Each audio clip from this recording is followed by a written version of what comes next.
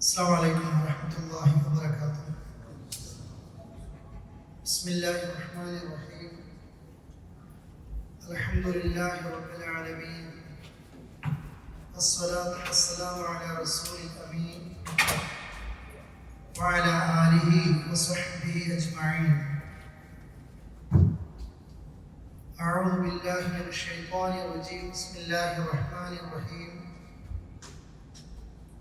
يا أيها الذين آمنوا اتقوا الله حق تقاته ولا تموتن إلا وأنتم مسلمون. സ്നേഹമുള്ള സഹോദരി സഹോദരങ്ങളെ, അള്ളാഹുവിൻ്റെ വിധിവിലക്കുകൾ സൂക്ഷിച്ചുകൊണ്ട് ജീവിതം ധന്യമാക്കണമെന്ന് ഓർമ്മപ്പെടുത്തുകയാണ്. അള്ളാഹുവിൻ്റെ ജന്നാത്തുൽ ഫിർദൗസിലും ഒരുമിക്കാൻ നമുക്കും നമ്മുടെ കുടുംബത്തിനും സർവ്വവിശ്വാസികൾക്കും അള്ളാഹു തആല തൗഫീഖ് പ്രദാനം ചെയ്യുമാറാകട്ടെ. വിഷയം നിങ്ങൾ മനസ്സിലാക്കിയതുപോലെ തന്നെ നമ്മുടെ രാജ്യത്തുണ്ടായ ഒരാളും കേൾക്കാനോ അറിയാനോ ഇഷ്ടപ്പെടാത്ത മനുഷ്യരായി പിറന്ന ഓരോരുത്തർക്കും സങ്കടങ്ങൾ ഉണ്ടാക്കുന്ന വാർത്തയുമായി ബന്ധപ്പെട്ടുകൊണ്ട്, അതല്ലെങ്കിൽ അതുപോലെ ലോകത്തെവിടെയെങ്കിലും ഒരു ഭീകരവാദി അതല്ലെങ്കിൽ കുറച്ചാളുകൾ അവർ ചെയ്യുന്ന തോന്നിവാസത്തിന് ഒരു മതത്തിൻ്റെ പേര് മാത്രമായിരിക്കും പിന്നിൽ പല ആളുകൾക്കും പറയാൻ ഇഷ്ടമുണ്ടാകുന്നത്. പല രാജ്യങ്ങളിലും പല നാടുകളിലും പലരും കൊല്ലപ്പെടാറുണ്ട്. ഒന്നും നാം ആഗ്രഹിക്കാത്തതാണ്, ഇഷ്ടപ്പെടാത്തതാണ്. അപ്പോഴൊന്നും കൊന്നവന്റെ മതത്തെക്കുറിച്ച് ആർക്കും ചർച്ചയുണ്ടാകാറില്ല.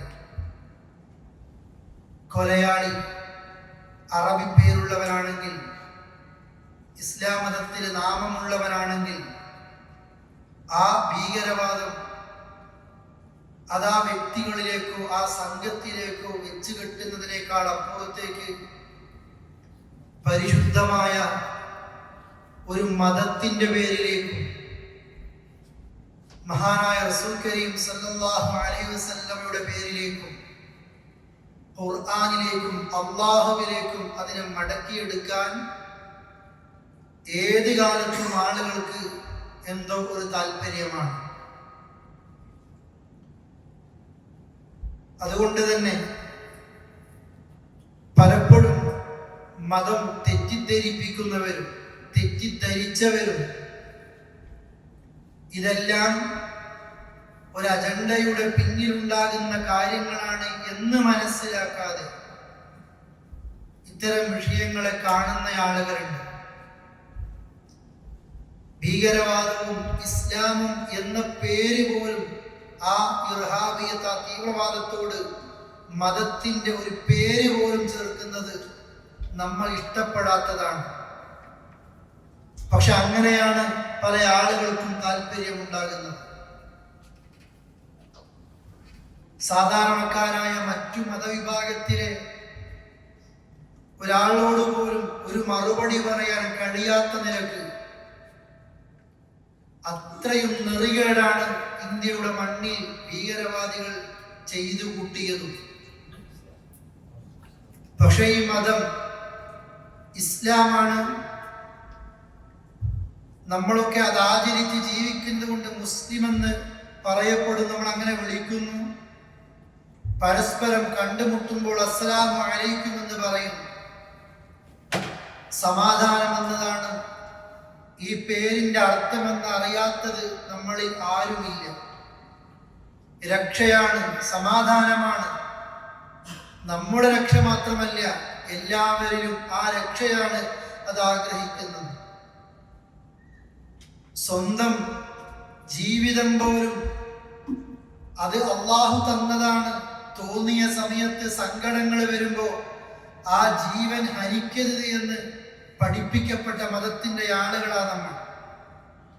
തമാശക്കാണെങ്കിൽ പോലും സ്വന്തം ചോരയിൽ പിറന്ന സ്വന്തം വീട്ടിലുള്ള അനിയന്മാരോട്, അനിയത്തിമാരോട്, കുട്ടികളോട് അവർക്ക് നേരെ ഒരു ആയുധം ചൂണ്ടിയാൽ അത് തമാശക്കാണെങ്കിലും ആ ആയുധം താഴെ വെക്കുന്നത് വരെ അള്ളാഹുവിന്റെ മലക്കുകളുടെ ശാപങ്ങൾ ഉണ്ടായിക്കൊണ്ടിരിക്കും എന്ന് മഹാനായ റസൂലുള്ളാഹി സ്വല്ലല്ലാഹു അലൈഹി വസല്ലം പഠിപ്പിക്കുന്നു. കുറച്ചു സഹാബികൾ യാത്രയിലാണ്. നബി സല്ലല്ലാഹു അലൈഹി വസല്ലമ ഒരു കൂട്ടം ആളുകളെ യാത്രക്കിടയിൽ താമസിച്ച ഒരു മരത്തിന്റെ ഭാഗത്ത് കാണുന്നു. നിങ്ങൾ എന്താ ഇവിടെ കൂട്ടം കൂടിയിരിക്കുന്നത്? അവര് പറഞ്ഞു, റസൂലേ, ഈ കൂട്ടുകാരൻ ഉറങ്ങാണ്. അയാൾ ഉറങ്ങുമ്പോൾ അയാളുടെ കുറച്ച് യാത്രാ വസ്തുക്കൾ ഞങ്ങളൊന്ന് മാറ്റി വെച്ചിട്ട് ഒളിപ്പിച്ചു വെച്ചിട്ടുണ്ട്. അയാൾ എഴുന്നേൽക്കുന്ന നേരത്ത് ഇത് കാണാതിരിക്കുമ്പോൾ അയാൾക്കൊരു വെപ്രാളം, ഒരു പേടി ഉണ്ടാകുമല്ലോ. ആ പേടി ഒന്ന് കാണാൻ ഒരു തമാശക്ക് വേണ്ടി ചെയ്തതാണ്, അതിനു വേണ്ടി കാത്തിരിക്കുന്നതാണ്. നബി സല്ലല്ലാഹു അലൈഹി വസല്ലമ അപ്പോഴാണ് ഹറാമുൻ അലൈക്കും, നിങ്ങൾക്കത് നിഷിദ്ധമാണ്. ഒരാള് തമാശക്ക് വേണ്ടിയാണ് നിങ്ങൾ പേടിപ്പിക്കുന്നത് എങ്കിൽ പോലും നിങ്ങൾക്കത് നിഷിദ്ധമാണ് എന്ന് അപ്പോഴാണ് റസൂലുള്ളാഹി പറഞ്ഞത്. തമാശക്കായിട്ട് പോലും ഒരു സെക്കൻഡോ 2 സെക്കൻഡ് നേരത്തേക്കോ ഒരാളുടെ എന്തെങ്കിലും ഒരു മൊബൈലോ മറ്റോ ഒളിപ്പിച്ചു വെച്ച് ഒന്ന് ഭയപ്പെടുത്തലില്ലേ, അതുപോലെ നിങ്ങൾക്ക് പാടില്ലാത്തതാണ്. നിങ്ങൾ കുഞ്ഞുങ്ങൾക്ക് നേരെ അതല്ലെങ്കിൽ ആർക്ക് നേരെയും ലാ യുഷീറു അഹദുക്കും ഇലാ അഖീ ബിസ്സിലാം, ആയുധം നിങ്ങൾ ചൂണ്ടരുത്, തമാശക്കാണെങ്കിൽ പോലും. നിങ്ങൾക്കറിയില്ല അതുകൊണ്ട് ശൈത്താൻ എന്താണ് നിങ്ങളെ കൊണ്ട് ചെയ്യിപ്പിച്ചത് എന്ന് മഹാനായ റസൂലുള്ളാഹി സ്വല്ലല്ലാഹു അലൈഹി വസല്ലം പഠിപ്പിക്കുന്നു. അങ്ങാടിയിലേക്ക് ഇറങ്ങുമ്പോൾ അറബികൾക്ക് പതിവുണ്ട്, വാളുമായിട്ട്, അവർ സാധാരണ ഉപയോഗിക്കുന്ന വാളുമായിട്ട് പോകും. അങ്ങനെ നിങ്ങൾ ആളുകൾക്കിടയിലേക്ക് മാർക്കറ്റിലേക്ക് ഇറങ്ങുമ്പോൾ അതിൻ്റെ മറ്റേ ഭാഗം അത് ഏതെങ്കിലും ഒരു കാര്യങ്ങളെ കൊണ്ട് കവർ ചെയ്യാതെ, അത് മൂടി വെക്കാതെ നിങ്ങൾ അങ്ങാടിയിലേക്ക് ഇറങ്ങരുത് എന്ന് താക്കീത് കൊടുക്കുന്നു നബി സല്ലല്ലാഹു അലൈഹി വസല്ലം. ഇതാണ് ഇസ്ലാം ലോകത്തോട് പഠിപ്പിക്കുന്നത്. എല്ലാവരിലും സമാധാനം ഉണ്ടായിരിക്കണം. യർഹമു മൻ ഫിൽ അർദ് യർഹമുകും മൻ ഫിസ് സമാ. നിങ്ങൾ ഭൂമിയിലുള്ളവരോട് കരുണ കാണിക്കണം. ഭൂമിയിലുള്ള ഏതെങ്കിലും വിഭാഗത്തോടെന്നല്ല, ഭൂമിയിലെ മനുഷ്യരോട് നിങ്ങൾ കരുണ കാണിക്കണം. മനുഷ്യരോട് മാത്രമല്ല, പക്ഷികളും മൃഗങ്ങളോടും മിണ്ടാപ്രാണികളോടും നിങ്ങൾ കരുണ കാണിക്കണം. എങ്കിലാണ് യർഹമുകും മൻ ഫിസ് സമാ, ആകാശത്തുള്ളവൻ നിങ്ങളോടും കരുണ കാണിക്കുന്നത്. ഇതാണ് ഇസ്ലാം പഠിപ്പിച്ചത്. ഇതാണ് കാശ്മീരിന്റെ താഴ്വരയിൽ നാം കണ്ടതും മറുവിഭാഗത്ത് മറ്റൊരു മതത്തിലൊരു പെൺകുട്ടി പറഞ്ഞതും, എനിക്ക് 2 സഹോദരങ്ങൾ കാശ്മീരിന്റെ താഴ്വരയിലുണ്ട് എന്ന്. അതോടൊപ്പം തന്നെ എന്നെ നിങ്ങൾ വിട്ടുകഴിഞ്ഞാലും എന്റെ കുതിരപ്പുറത്ത് കയറി എന്റെ കൂടെ ഇന്ന് ഈ കുതിര ഒട്ടിയാൽ 400-500 രൂപ എനിക്ക് കിട്ടുമെങ്കിൽ അതിൽ കയറിയ ഈ സഞ്ചാരികൾ എന്റെ മതത്തിൽപ്പെട്ടവരല്ലെങ്കിലും അവരെ കൂടെ തിരികെ കിട്ടിയാലാണ് ഞാൻ തിരിച്ചു പോകൂ എന്ന് ഭീകരവാദിയോട് ശാഠ്യം പിടിച്ച് സ്വന്തം ജീവിതത്തെ ബലിയർപ്പിച്ച് മറ്റു മനുഷ്യരെ രക്ഷിച്ച ആ മതത്തിന്റെ പേരാണ് ഇസ്ലാം എന്ന് ലോകത്തോട് കാണിച്ചു കൊടുത്തിരിക്കുന്ന ചെറുപ്പക്കാരൻ. പ്രിയപ്പെട്ടവരെ, അതാണ് ഇസ്ലാം ലോകത്തെ അറിയിക്കുന്നത്. കാരണം മല്ലാ യർഹമുൻ നാസ് ലാ യർഹം, ഒരാളോടും കരുണ കാണിക്കാത്ത ഒരാളോടും അള്ളാഹുവിന്റെ കാരുണ്യം അവർക്ക് ലഭിക്കുന്നതല്ല. ഇസ്ലാമിന്റെ ബദ്ധവൈരികളാണ് ജൂതൻ. ചതിച്ചു കൊല്ലാൻ എല്ലാ സമയങ്ങളിലും മദീനയിലെ കരാർ പൊട്ടിച്ചുകൊണ്ട് ജൂതന്മാരെ മുമ്പിലുണ്ടായിരുന്നു. എന്നിട്ടും ജൂതന്റെ മയ്യത്ത് മദീനയുടെ തെരുവിലൂടെ പോകുന്ന സമയത്ത് നബി സല്ലല്ലാഹു അലൈഹി വസല്ലം എഴുന്നേറ്റ് നിന്നപ്പോൾ സഹാബികളിൽ ചിലർ ചോദിച്ചു, നബിയെ, അതൊരു ജൂതനല്ലേ, എന്തിനാ എഴുന്നേറ്റ് നിൽക്കുന്നത്? ജൂതനാണെങ്കിലും അതൊരു മനുഷ്യനല്ലേ എന്ന് മഹാനായ റസൂലുള്ളാഹി സ്വല്ലല്ലാഹു അലൈഹി വസല്ലം അവരെ പഠിപ്പിക്കുന്നു. ഫീ കുല്ലി കബദ് റത്ബ, എല്ലാ പച്ച കരളുള്ള ഏത് ജീവിയോടും കരുണ കാണിച്ചിരിക്കണം. അവനാണ് മുസ്ലിം എന്ന് നബി സല്ലല്ലാഹു അലൈഹി വസല്ലം പഠിപ്പിക്കുന്നു. ഒരു വാക്ക് കൊണ്ട് പോലും ഒരു കടുത്ത സ്വരം ഇസ്ലാം അനുവദിക്കുന്നില്ല. സഫിയ ബീവിയെ കുറിച്ച് അല്പം ഉയരം കുറഞ്ഞതുകൊണ്ട് സഫിയ ഖസീറ, ഒരല്പം കുറിയവൾ, വലുപ്പം കുറഞ്ഞവൾ എന്ന് ആയിഷ ബീവിയുടെ നാവിൽ നിന്ന് വന്നപ്പോ, ആയിഷ, നീ പറഞ്ഞ വാക്ക് ഒരു സമുദ്രത്തിലിട്ടാൽ ഈ വിഷം കലർന്ന വാക്കുകൊണ്ട് സമുദ്രം മലിനമായി പോയുമായിരുന്നു എന്ന് ആയിഷ ബീവിയോട് നബി സല്ലല്ലാഹു അലൈഹി വസല്ലം തിരുത്തുകയാണ്. മദീനത്തെ പള്ളിയിൽ ഒരു കാട്ടറബി വന്ന് മൂത്രമൊഴിച്ചപ്പോ സ്വഹാബികൾ എഴുന്നേറ്റ് നിന്നുകൊണ്ട് അയാളെ തടുക്കാനും ആക്രമിക്കാനും അയാളെ പള്ളിയിൽ നിന്ന് പുറത്താക്കാൻ ശ്രമിച്ചപ്പോ സ്വഹാബികളോട് പറയുന്നു, വേണ്ട, ആ അഅറാബി മൂത്രമൊഴിക്കുന്നത് പൂർത്തിയാകട്ടെ, ആ സമയത്ത് അയാളെ ശല്യം ചെയ്യരുത്, പൂർത്തിയാക്കി നിങ്ങൾ എനിക്കൊരു ബക്കറ്റിൽ എനിക്ക് വെള്ളം കൊണ്ടെത്തുക, ഞാനത് കഴുകി വൃത്തിയാക്കാമെന്ന് നബി സല്ലല്ലാഹു അലൈഹി വസല്ലമ അവരോട് പറയുന്നു. ഇങ്ങനെ പ്രിയപ്പെട്ടവരെ, ഏതൊക്കെ രീതിയിൽ മനുഷ്യരോടും അതല്ലാത്തതിനോടും കരുണയോടുകൂടി പെരുമാറണമെന്ന് പഠിപ്പിച്ച ഈ മതത്തെയാണ് ഏതെങ്കിലും ഗ്രൂപ്പുകൾ, ഏതെങ്കിലും വിഭാഗങ്ങൾ ഭീകരവാദികൾക്ക് ലക്ഷ്യമുണ്ടാകുന്നത് പോലെ, ഭീകരവാദത്തിന് ലക്ഷ്യമുണ്ടാകുന്നത് പോലെ ഭീകരവാദികൾ ഉണ്ടാകുക എന്നതും ചിലരുടെയൊക്കെ ഒളി അജണ്ടകളാണ്. ഭീകരവാദികൾ ഉണ്ടായിരിക്കണം, ഹിന്ദുവിനെ മുസ്ലിമിനെ തമ്മിൽ തല്ലിച്ചിരിക്കണം, അതിന് സമയങ്ങളുണ്ട്, മാസങ്ങളുണ്ട്, സ്ഥലങ്ങളുണ്ട്. ഭീകരവാദികൾക്കും ഭീകരവാദത്തിന് കൂട്ടുനിൽക്കുന്നവർക്കും ഭീകരവാദികളും അവർക്ക് ആയുധം കൊടുക്കുന്നവർക്കും എല്ലാവർക്കും ലക്ഷ്യമുണ്ട്. അതല്ലാതെ ലോകത്തേതെങ്കിലും ഭീകരവാദി സ്വന്തം കൈകളെ കൊണ്ട് നിർമ്മിച്ച ആയുധങ്ങളല്ല. ലോകത്ത് ഇന്ന് നിലനിൽക്കുന്നതിൽ ഏറ്റവും നന്നായി അവർ പട്ടാളക്കാർ, മിലിറ്ററികൾ, അതല്ലെങ്കിൽ അത് ഇറക്കുമതി ചെയ്യുന്ന രാജ്യങ്ങൾ അത് ഏതൊക്കെയാണ് എന്ന് ഉപയോഗിക്കുന്നവർക്കും വിൽക്കുന്നവർക്കും നന്നായിട്ടറിയാം. ആയുധ കച്ചവടം തന്നെയാണ് ലോകത്തെ വമ്പന്മാരുടെ ഏത് കാലത്തെയും കച്ചവടം.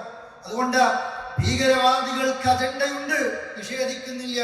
ഭീകരവാദികൾ ഉണ്ടാകുക എന്നുള്ളതും അതിനേക്കാളേറെ ശക്തമായ നിലക്കുള്ള ഒരു അജണ്ട തന്നെയാണ്. അവിടെ മുസ്ലിമെന്നോ ഹിന്ദുവെന്നോ ക്രൈസ്തവരെന്നോ കൊല്ലപ്പെടുന്ന മതത്തെ കുറിച്ചോ ആ മനുഷ്യർക്കോ ഒരു നായയുടെ വില പോലും ഒരാളും നൽകുന്നില്ല എന്നതാണ് പ്രിയപ്പെട്ടവരെ ഇതിന്റെയൊക്കെ തിക്തഫലം.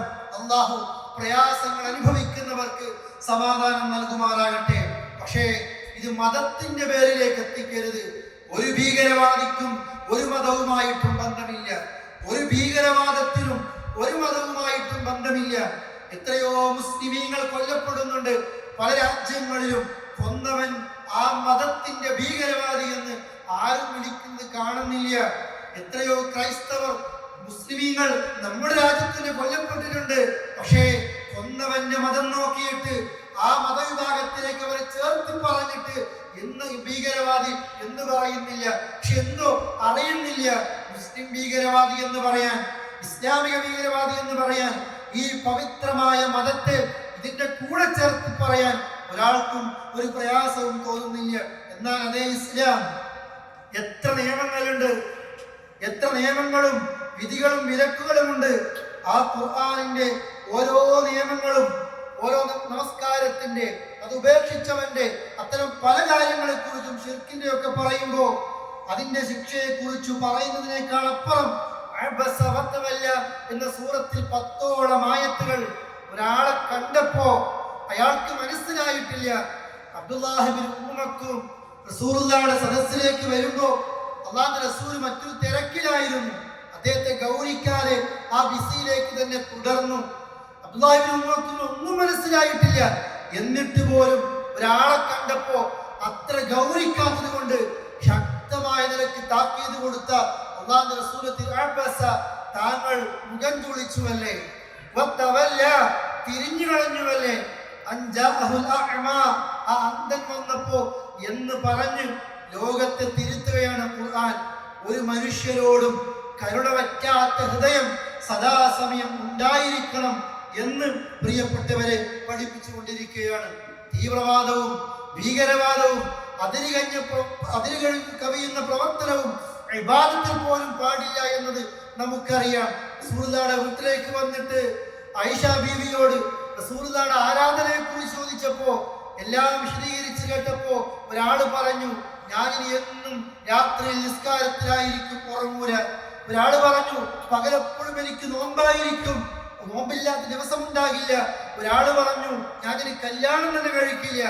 അങ്ങനെ ഇബാദത്തിൽ പോലും അതിര് കവിയുന്ന വർത്തമാനം കേട്ടപ്പോ റസൂലുള്ളാഹി വന്നവരെ തിരുത്തി, ഞാൻ നിസ്കരിക്കും, ഉറങ്ങും, ഞാൻ നോമ്പെടുക്കും, ഇല്ലാത്ത ദിവസം ഉണ്ടാകും, ഞാൻ കല്യാണം കഴിച്ചിട്ടുണ്ട്. എന്റെ ഈ ചര്യ അത് തുടരാത്തവൻ, അത് ഇഷ്ടമില്ലാത്തവൻ, അത് പാലിക്കാത്തവൻ ഈ മതത്തിൽപ്പെട്ടവനല്ല. എപ്പോഴും ഇബാദത്ത്, എന്നും നോമ്പ്, കുടുംബമില്ല, കൂട്ടുകെട്ടില്ല, നല്ലൊരു സംസാരമില്ല, ആളുകളോട് നല്ല പെരുമാറ്റമില്ല, ആ നിരക്കുള്ളൊരു ഇബാദത്ത് എല്ലാത്തിൽ നിന്നും മാറി നിന്നും ഒരു നോമ്പും നിസ്കാരവും മാത്രമല്ല, കുടുംബമുണ്ടാകണം, കൂട്ടുകാരുണ്ടാകണം, നാട്ടുകാരുണ്ടാകണം, സമൂഹത്തിനുണ്ടാകണം. ഇതാണ് ഇസ്ലാം എല്ലാവരോടും പഠിപ്പിക്കുന്നത്.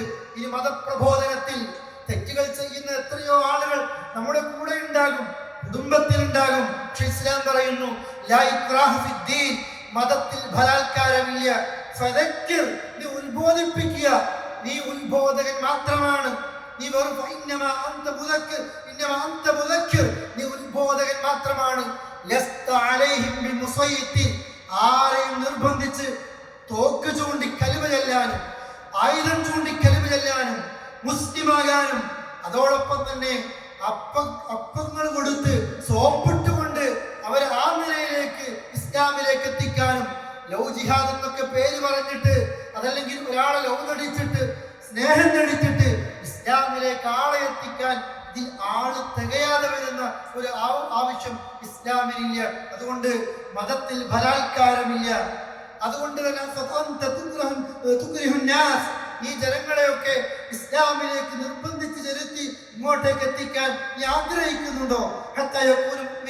എന്നിട്ട് എല്ലാവരും ഒന്ന് മുഅ്മിനാകാൻ അത് വേണ്ടെന്ന് നബി സല്ലല്ലാഹു അലൈഹി വസല്ലമയെ തിരുത്തുകയാണ്.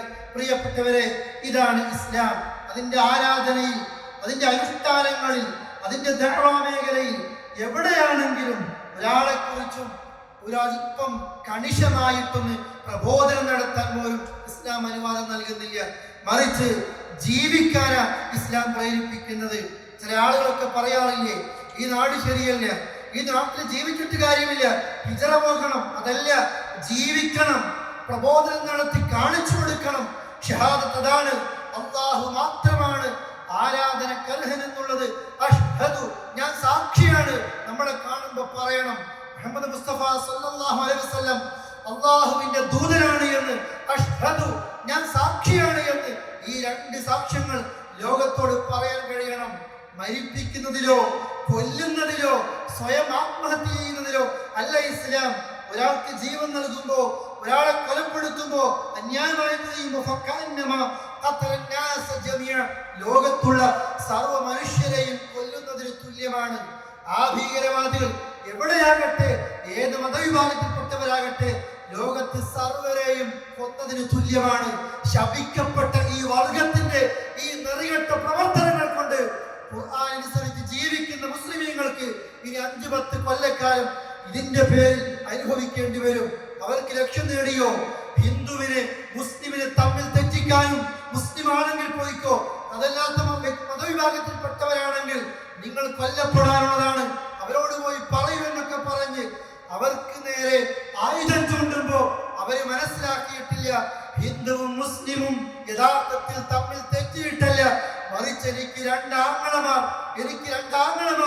എന്റെ കൂടെ നിന്ന, അതല്ലെങ്കിൽ കാശ്മീരിന്റെ താഴ്വരയിൽ ആളുകളെയും കൊണ്ട് വഹിക്കുന്ന കുതിരസവാരിക്കാരും ടാക്സി ഡ്രൈവർമാരും ഇന്നത്തെ സമയം വരെ ഹിന്ദുവിനെ, മുസ്ലിമിനെ, ക്രൈസ്തവനെ, സിഖുകാരനെ എല്ലാവരെയും വഹിച്ചു കൊണ്ടുപോയത് അവന്റെ മതം നോക്കിയിട്ടും നാട് നോക്കിയിട്ടുമല്ല, സ്വന്തം കുടുംബം പോറ്റാൻ.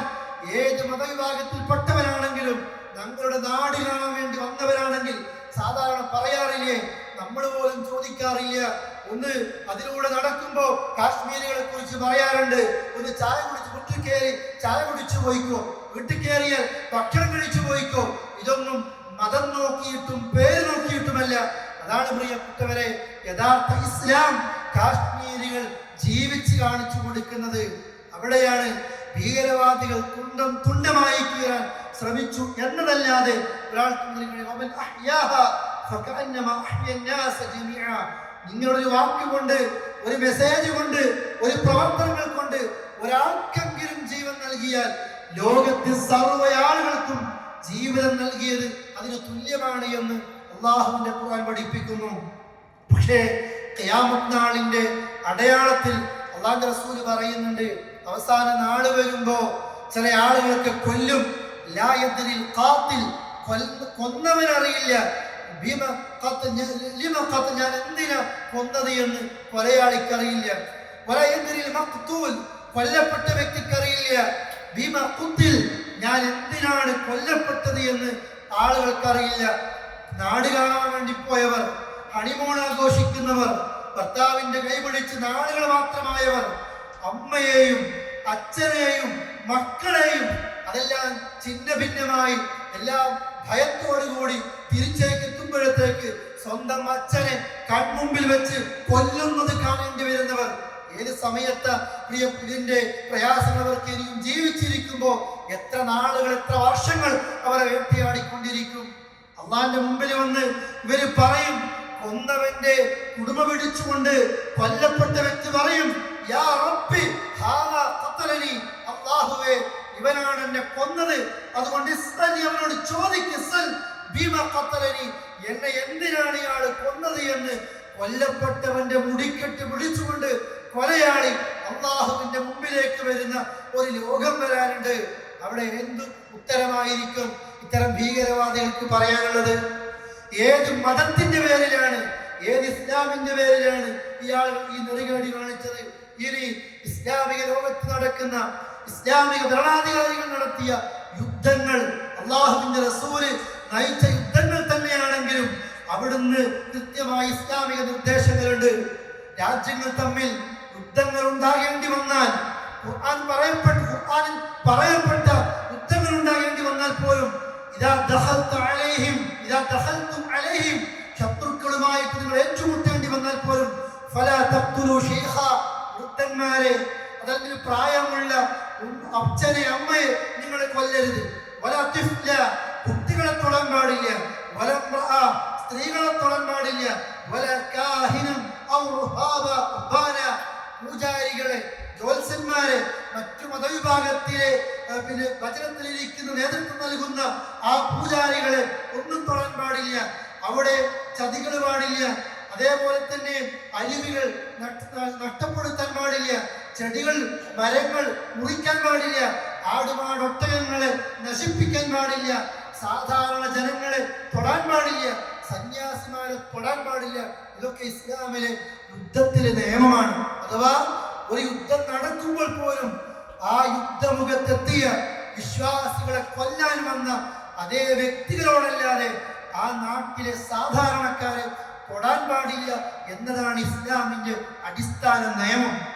എന്നിട്ടാണ് നാട് കാണാൻ വന്ന സാധാരണക്കാരെ, ഒന്നും അറിയാത്തവരെ, അച്ഛന്റെ കൂടെ, അമ്മയുടെ കൂടെ, ഭർത്താവിന്റെ ഭാര്യയുടെ മക്കളുടെ കൂടെ വന്ന ആളുകളെ ഏതെങ്കിലും നിലയിൽ ആ നിലക്ക് പ്രിയപ്പെട്ടവരെ കൊലപ്പെടുത്തുമ്പോൾ അത് ഏത് മതവും മനുഷ്യരാണെന്ന് പറയാൻ പോലും നമുക്ക് റബ്ബ് തന്ന നാവ് കൊണ്ട് പറയാൻ അറപ്പ് തോന്നുകയാണ്. അതുകൊണ്ട് പ്രിയപ്പെട്ടവരെ, ഏത് നിലയിലും നാം ഒരു മുസ്ലിമാണെങ്കിൽ മറ്റുള്ള മതവിഭാഗത്തിലെ വ്യക്തികളോട് എന്താണ് ഇസ്ലാമെന്നും എന്താണ് മുസ്ലിമെന്നും ഇസ്ലാമിലെ ജിഹാദിന്റെ ഖിതാലിന്റെ നിയമങ്ങൾ എന്താണെന്നും പറഞ്ഞു കൊടുക്കേണ്ട ബാധ്യത കൂടി വരികയാണ്. വാൾ എന്നതിന് സൈഫ് എന്നാണ് അറബിയിൽ പറയുന്നത്. ഖുർആനിന്റെ 114 അധ്യായങ്ങളിൽ എവിടെയാണ് വാള് കൊണ്ട് ഒരാളെ തൊടുന്ന രീതി, ആ പദം പോലും ഒന്ന് എവിടെയാണെന്ന് അറിയില്ല. കുന്തം എന്ന വാക്ക് ഖുർആനിൽ വന്നിട്ടുണ്ട്. എന്തിനാണെന്നറിയോ? നിങ്ങൾ ഇഹ്റാമിലായിരിക്കെ വേട്ടമൃഗങ്ങൾ നിങ്ങളുടെ മുമ്പിലൂടെ പോകുമ്പോ ആ മൃഗങ്ങളെ നിങ്ങൾ കുത്തരുത് എന്ന് പറയാൻ, കുത്താനല്ല, കുത്തരുത് എന്ന് പറയാനാ ആ കുന്തം എന്ന വാക്ക് പോലും ഖുർആൻ ഉപയോഗിച്ചത്. ഇതാണ്. എന്നിട്ടാണ് ഈ മതത്തിന്റെ പേരിൽ, ഈ ഇസ്ലാമിന്റെ പേരിൽ പ്രിയപ്പെട്ടവരെ ഇത്തരം ഓരോ കാര്യങ്ങളും കെട്ടിച്ചമച്ചു കൊണ്ടിരിക്കുന്നത്. അതുകൊണ്ട് നാം തിരുത്തേണ്ടതുണ്ട്.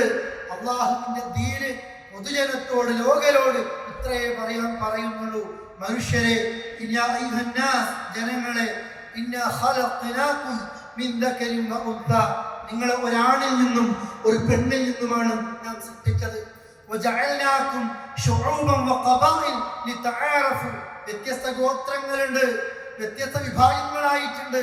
നിങ്ങൾ അങ്ങനെ തരംതിരിച്ചത് നിങ്ങളൊന്ന് പരസ്പരം നിങ്ങളൊന്ന് തിരിച്ചറിയാൻ വേണ്ടി മാത്രമാണ്. ഇന്നയാൾ ഇന്ന നാട്ടുകാരനാണ്, അത് ഇന്ന പ്രദേശത്തുകാരനാണ് ഒന്നറിയാൻ. നിങ്ങളിൽ ഭക്തിയുള്ളവരാണ് അള്ളാന്റെ അടുക്കൽ ഏറ്റവും മാന്യരായിട്ടുള്ള സ്വീകാര്യത കിട്ടുന്നവർ.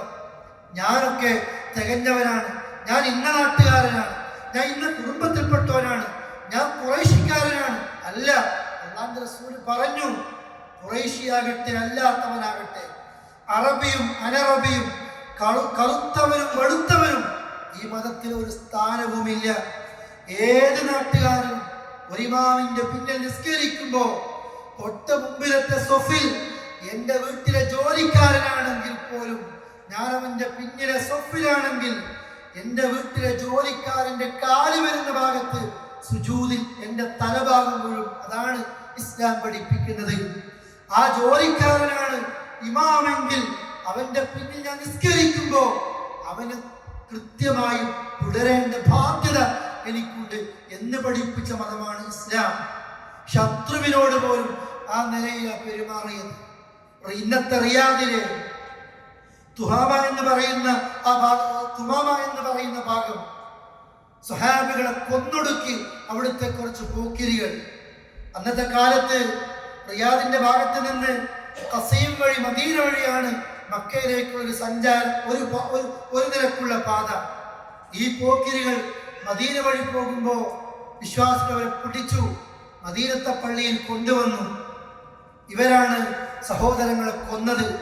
അല്ലാഹുവിന്റെ റസൂൽ മദീനത്തെ പള്ളിയിൽ കൊണ്ടുവന്ന ഇവരെ നോക്കിയിട്ട് സഹാബിയോട് പറഞ്ഞു, നമ്മുടെ സഹോദരങ്ങളെ കൊന്ന കൊലയാളികളാണിവർ, ചതിച്ചു കൊന്നതാണ്. അതുകൊണ്ട് ഇവർക്ക് ഏറ്റവും നല്ല ഭക്ഷണം നമ്മൾ കൊടുക്കണം, ഇവർക്ക് ഏറ്റവും നല്ല താമസം മദീനയിൽ ഒരുക്കണം, ഏറ്റവും നന്നായി ഇവരോട് പെരുമാറണം. ഇവർ അതിഥികളാണ്. പക്ഷെ കൊലയാളികളുടെ അഭിമാനം അവർക്ക് പ്രയാസമുണ്ടാക്കി, ദുരഭിമാനം. അവർ റസൂലുള്ളാഹിയോട് പറഞ്ഞു, മുഹമ്മദേ, നീ കൊല്ലുകയാണെങ്കിൽ ഞങ്ങളെ കൊല്ല്, നിനക്ക് പണം വേണോ, പണം തന്ന് മോചിപ്പിക്കുക. ഔദാര്യങ്ങളിൽ അങ്ങനെ പറ്റേണ്ടവരല്ല. റസൂലുള്ളാഹി പറഞ്ഞു, അല്ല, ഇവരോട് മാന്യമായിട്ട് പെരുമാറണം.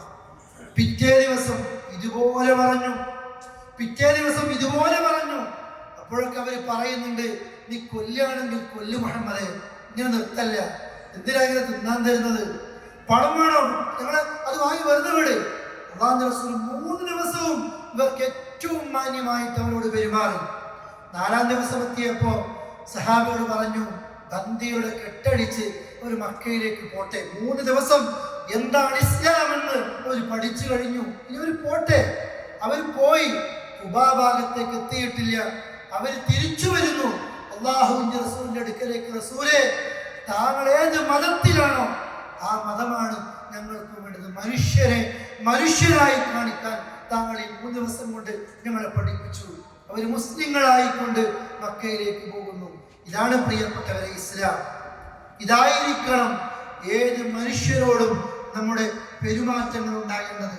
അള്ളാന്റെ പേരിൽ, ദീനിന്റെ പേരിൽ, ഖുർആനിന്റെ പേരിൽ ഏതെങ്കിലും ദിവസങ്ങളിൽ ഏതെങ്കിലും നിലക്ക് യൂണിഫോമുകളിട്ട് ഞങ്ങൾ അങ്ങനെയാണ് ഇങ്ങനെയാണ് എന്നൊക്കെ പറഞ്ഞു ഏതെങ്കിലും നിലയിലേക്ക് ആളുകൾക്ക് മേലെ പ്രസംഗിക്കാനോ മെസ്സേജ് വിടാനോ അതുകൊണ്ടൊരു കലാപം ഉണ്ടാക്കാനോ ഒന്നുമല്ല. നമുക്കറിയാമല്ലോ, വഖഫ് ബില്ല് സമയം വരുമ്പോ, അത് വേറെ ഏതെങ്കിലും നിയമങ്ങൾ വരുമ്പോ, ഏതെങ്കിലും വിഷയങ്ങൾ മുസ്ലിമീങ്ങളെ ബാധിക്കുമ്പോ നമ്മളേക്ക് ഈ സമുദായത്തിൽപ്പെട്ടവർ അവരെക്കാൾ ഏറെ പാർലമെന്റിൽ ശബ്ദിക്കുന്നത് മറ്റു മതവിഭാഗത്തിലെ വ്യക്തികൾ തന്നെയാണ്. പ്രശ്നങ്ങൾ ഒരു മുസ്ലിമിൻ്റെതാക്കിയിട്ടല്ല, മനുഷ്യന്റെ പ്രശ്നമാണ്. ഇന്ന് നടന്നതും കാശ്മീരിൽ ഇന്ത്യയുടെ പ്രശ്നമാണ്, ഏതെങ്കിലും മതത്തിൻ്റെതല്ല. ഏത് പ്രശ്നങ്ങൾ കാണുമ്പോഴും നമ്മൾ അതൊരു ഇന്ത്യ രാജ്യക്കാരൻ്റെ, ഇന്ത്യയുടെ മനുഷ്യരുടെ പ്രശ്നമായിട്ട് കാണാൻ സാധിക്കണം.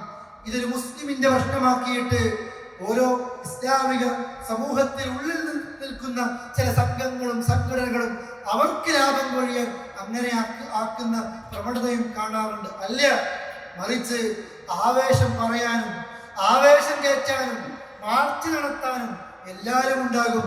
പക്ഷെ ഈ മതമാണ് പ്രതിക്കൂട്ടിലായി തീരുന്നത്. ഈ മതത്തിൽ നിന്ന് ഏതെങ്കിലും സ്വാർത്ഥ താല്പര്യങ്ങളെ കൊണ്ട് മതം വിട്ടു പോകുന്നു എന്ന് പറഞ്ഞിട്ട്, മതങ്ങൾ ശരിയല്ല എന്ന് പറഞ്ഞിട്ട് ഇസ്ലാമിനെ മാത്രം കുറ്റപ്പെടുത്തുന്ന ചില താരസന്തതികളുമുണ്ട്. അവർക്കും ഇതൊരു കൊയ്ത്തുകാലമാണ്, ചിരിച്ചോണ്ട് പറയാനും. അല്ലേ, ഇത്രയോ ആളുകൾ കൊല്ലപ്പെടുമ്പോ അവരെ കുറിച്ചൊരു വിലാപമല്ല. ഇസ്ലാമിനെ കുത്താൻ ഏതൊക്കെ അവസരങ്ങൾ കാത്തു നിൽക്കുന്നുവോ അവർക്കൊക്കെ വീണ് കിട്ടിയ ഒരു ആയുധമായിട്ട് ഇത്തരം സംഭവങ്ങളെ അവരും കാണുന്നുണ്ട്.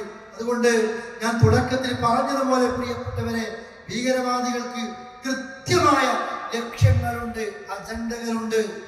ആ ചതിക്കുഴിയിൽ നമ്മൾ വീഴാൻ പാടില്ല. ഭീകരവാദികൾ ഉണ്ടാകുന്നതും പല രാഷ്ട്രീയ പാർട്ടികൾക്കും പല രാജ്യങ്ങൾക്കും പല വിഭാഗത്തിനും അവർക്കും അതിൽ നേട്ടങ്ങളുണ്ട്. അതുണ്ടാകണം. രക്തസാക്ഷികൾ ഉണ്ടാകുമ്പോ, കൊല്ലപ്പെടുന്നവരുണ്ടാകുമ്പോ, ഇസ്ലാമിനെ പ്രതിക്കൂട്ടിൽ നിർത്താൻ ഒരവസരം കിട്ടുമ്പോ പാർട്ടി വളർത്താനും സംഘടന വളർത്താനും ആളുകൾക്ക് താല്പര്യമാണെങ്കിൽ അതൊക്കെ ഒരു സമയം വരെ മാത്രമേ ഉണ്ടാകൂ. മറിച്ച് യഥാർത്ഥ മുസ്ലിമായി ഇന്നത്തെ കാലത്ത് ജീവിക്കണം പറയുമ്പോ ഏതെങ്കിലും പല നിലയിൽ, പ്രത്യേകിച്ച് നമ്മുടെ കേരളത്തിൽ മുസ്ലിമും അമുസ്ലിമൊക്കെ എല്ലാ ഇടകലർന്നു ജീവിക്കുന്ന അത്തരം സാഹചര്യങ്ങളാണ്. പണ്ട് നടന്ന പല വിഷയങ്ങളും ഇന്നതിനെ കുറിച്ച് സംസാരിക്കുമ്പോൾ പല നിറങ്ങളിൽ പല രീതിയിൽ അതിനെ എടുക്കുന്നതാണ്. പ്രബോധനം നടത്തുമ്പോൾ, ഉപദേശങ്ങൾ നടത്തുമ്പോൾ, ഇസ്ലാമിക കാര്യങ്ങൾ പറയുമ്പോൾ ആ പറയുന്ന രീതിയും പണ്ട് പറഞ്ഞ പോലെയൊന്നുമല്ല. അത് പറയുന്ന രീതി നമുക്കറിയുന്നില്ല എങ്കിൽ ആഘോഷങ്ങളെക്കുറിച്ച്, ആചാരങ്ങളെക്കുറിച്ച്, അത്തരം പല കാര്യങ്ങളെക്കുറിച്ചും 100 വട്ടം ആലോചിച്ച് മറുപടി കൊടുക്കേണ്ട ഇത്തരം സമയങ്ങളിൽ ഏതെങ്കിലും നമ്മൾക്ക് തോന്നിയ മറുപടി കൊടുക്കുമ്പോൾ ഒരു നാടിൻ്റെ സമാധാനം തകരുമോ എന്ന് നമ്മൾ ആലോചിക്കേണ്ടതുണ്ട്. അതെപ്പോഴും നാം ശ്രദ്ധിക്കണം. അഭയം നൽകുന്നവർ, ആശ്വാസം നൽകുന്നവർ, ബശ്ശിറു നിങ്ങൾ സന്തോഷം അറിയിക്കുക, യസ്സിറു നിങ്ങൾ എളുപ്പമാക്കുക, വല തുഅസ്സിറു നിങ്ങൾ ബുദ്ധിമുട്ടാക്കല്ലേ. മതത്തിലെ ഒരു ബുദ്ധിമുട്ടാക്കരുത്. നമ്മുടെ ആദർശവും നമ്മുടെ അനുഷ്ഠാനങ്ങളും ആചാരങ്ങളും അത് മുറുകെ പിടിക്കുമ്പോൾ ഓരോ മതവിഭാഗങ്ങളും അവരുടെ ആചാരങ്ങളെ മുറുകെ പിടിക്കും എന്നും മനസ്സിലാക്കി ആ തിരുത്തേണ്ടത് കൃത്യമായും ശക്തമായും ആദർശത്തിൽ ഊന്നി നിന്നുകൊണ്ട്, എന്നാൽ പറയുന്നത് ഏറ്റവും നല്ല രീതിയിലും നല്ല സ്വഭാവത്തിലുമാക്കിക്കൊണ്ട് ഇസ്ലാം എന്തൊരു ഗുണകാംക്ഷയാണോ ആളുകളോട് കാണിക്കാൻ വേണ്ടി പറഞ്ഞത് അത് കാണിച്ചുകൊണ്ട് മുസ്ലിമായി ജീവിച്ച് കാണിച്ചു കൊടുക്കുക. ഒരു മതത്തിനും, ഇസ്ലാമെന്ന് മാത്രമല്ല ഒരു മതവും ഭീകരവാദം പഠിപ്പിച്ചിട്ടില്ല. പക്ഷേ ആ മതത്തിന്റെ പേരിൽ ഇതൊക്കെ ഉൾക്കൊള്ളിക്കുമ്പോൾ ലാഭം കിട്ടുന്ന പലരുമുണ്ട്. ആ കെണിയിലേക്ക് വീഴാതിരിക്കുക. നമ്മൾക്ക് അത്രയും സങ്കടങ്ങൾ, അല്ലേ? കാശ്മീരിന്റെ താഴ്വരയിൽ ഇന്ന് നടത്തപ്പെട്ട ഈ അക്രമത്തിൽ പലതരക്കും കമന്റ്, അത്തരം എഴുത്തുകൾ മറ്റുമൊക്കെ വായിക്കുമ്പോൾ ഇസ്ലാമിനെ കുറിച്ചും റബ്ബിനെ കുറിച്ചും സുഹൃദാനെ കുറിച്ചുമൊക്കെ എഴുതുന്നത് കാണുമ്പോൾ ഇതാണല്ലോ ഭീകരവാദികൾ ഇന്ന് ലോകത്തിന് സമ്മാനിച്ചത് എന്ന് തോന്നുകയാണ്. ശപിക്കപ്പെട്ട ആ വർഗത്തിന്റെ ഈ പ്രവർത്തനമാണ് പ്രിയപ്പെട്ടവരെ ഇത്തരം ഒരു ആളുകൾക്ക് ഈ രീതിയിലേക്ക് പറയാൻ ഒരു കാരണമായി തീർക്കുന്നത്. അതുകൊണ്ട് നാം സാക്ഷ്യം വഹിച്ചവരാണ്. എന്താണ് ഇസ്ലാമെന്നും എന്താണ് മുസ്ലിമെന്നും എന്താണ് ഖുർആനെന്നും ആളുകൾ പഠിക്കട്ടെ, മനസ്സിലാക്കട്ടെ. അല്ലാഹു തആല സത്യത്തെ സത്യമായി മനസ്സിലാക്കി അതനുസരിച്ച് ജീവിക്കാനുള്ള തൗഫീഖ് നമ്മൾക്ക് നൽകി അനുഗ്രഹിക്കുമാറാകട്ടെ. പ്രയാസങ്ങളും സങ്കടങ്ങളും അനുഭവിക്കുന്ന ഒരുപാട് സഹോദരങ്ങൾ ഇപ്പോഴും പല പ്രദേശങ്ങളിലുമുണ്ട്. സമാധാനം നൽകുമാറാകട്ടെ. എല്ലാ നിലക്കുള്ള ഹൈറും അല്ലാഹു നൽകുമാറാകട്ടെ. വസല്ലല്ലാഹു അലാ നബിയ്യിനാ മുഹമ്മദിൻ വഅലാ ആലിഹി വസഹ്ബിഹി അജ്മഈൻ. അസ്സലാമു അലൈക്കും വറഹ്മത്തുള്ളാഹി വബറകാതുഹു.